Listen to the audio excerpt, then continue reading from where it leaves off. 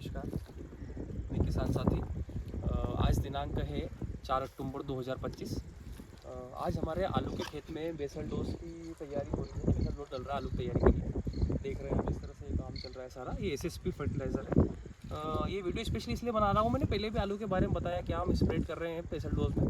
But आज मेरा point जो है वो किस तरह से एनपीके ग्रेड हमें ज़रूरत पड़ती है बेसल डोज में, उसके लिए स्पेशली है।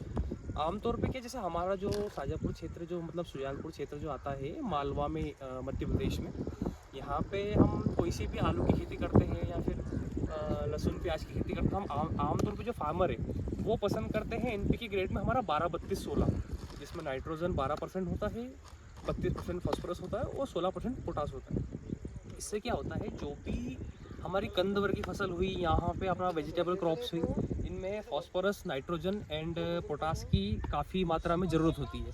उस वजह से क्या होता है कि फसल की, जैसे नाइट्रोजन का काम क्या होता है आमतौर पे, फसल की पौधों में जो हमारे पत्तियाँ होती हैं उनकी वृद्धि करना, हरापन लाना। फास्फोरस का काम होता है जड़ों की वृद्धि करना। पोटास का काम होता है चमक लाना और अपनी जो दाने की संख्या उसको मोटा करना, साइज़ बनाना, वजन बढ़ाना, आलू की स्पेशली।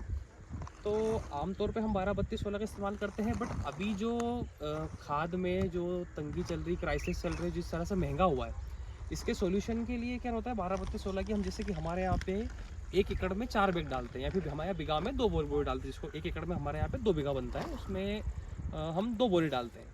तो आज 1800-1900 रुपये के आसपास की बोरी आती है। हमारा खर्च काफ़ी बढ़ चुका है। इसी के सॉल्यूशन के लिए क्या है, एक टाइम पे हमारे यहाँ पे जो क्षेत्र में सब में हम एसएसपी यूज़ किया करते थे कुछ समय पहले तक।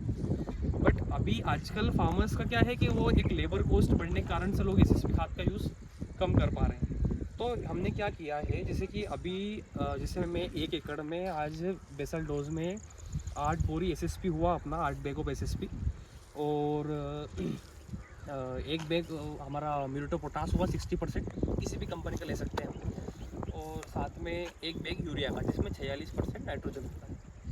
तो इसका जो कॉम्बिनेशन एकड़ में बैठता है वो 2 बोरी अपना जो इफ़को ग्रेड में, इफ़को में जो एनपीके ग्रेड आता है 12-32-16, सेम कॉम्बिनेशन हमने उसी ग्रेड को उसी जो जिसमें जितनी मात्रा होती है एनपीके की, उसी मात्रा के जरिए हम उसी 1 एकड़ में उतने बीघा में उतना ही डाल रहे हैं इस चीज़ से। सबसे बड़ी बात क्या है, इसमें साथ ही में कैल्शियम और सल्फर की अवेलेबिलिटी होती है। तो कोई भी कंद वर्ग की खेती हुई, इनमें सल्फर और कैल्शियम की काफ़ी मात्रा में ज़रूरत होती है।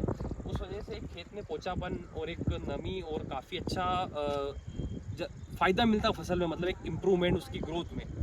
तो इस वजह से क्या सस्ता सॉल्यूशन निकलेंगे। आप अगर देखेंगे ना तो एक एनपीके का हम जो ग्रेड बनाते हैं, जो एसएसपी और एमओपी और यूरिया के जरिए, वो काफ़ी सस्ता पड़ता है। उसका रीज़न आप देखिए ना, एसएसपी की बोरी जो आती है 400-450 के आसपास मिलता है, और एमओपी की बोरी 1700-1800 रुपये, अलग अलग एरिया वाइज थोड़ा बहुत पैसा हटता है।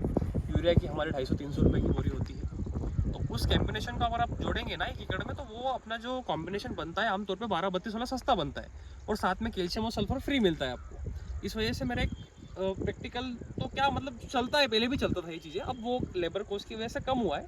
अगर आपको ये, जैसे कि ये राखोड़िया हम जो बोलते हैं इसको हमारी देसी भाषा में, अगर स्प्रेड करने में प्रॉब्लम आ रहा है तो इसकी जगह आप दानेदार आता है जिंक कोटेड, बोरान कोटेड, वो भी यूज़ कर सकते हैं। तो मेरा इस वीडियो में यही था, आपको बताना है। अगर आप आगे मुझसे जुड़े रह सकते हैं इस चीज़ को जानकारी के स्वरूप, आप फर्टिलाइज़र का एक सस्ता उपाय हमारी, क्योंकि होता क्या है, आज हम खेती कर रहे हैं सब्जियों की, आलू प्याज लहसुन वगैरह की, तो काफ़ी महंगा फर्टिलाइज़र का खर्च आने लगा है, और जिस तरह से रेट इंक्रीज़ हो रहे हैं, हमें सस्ता सॉल्यूशन ढूंढना पड़ेगा।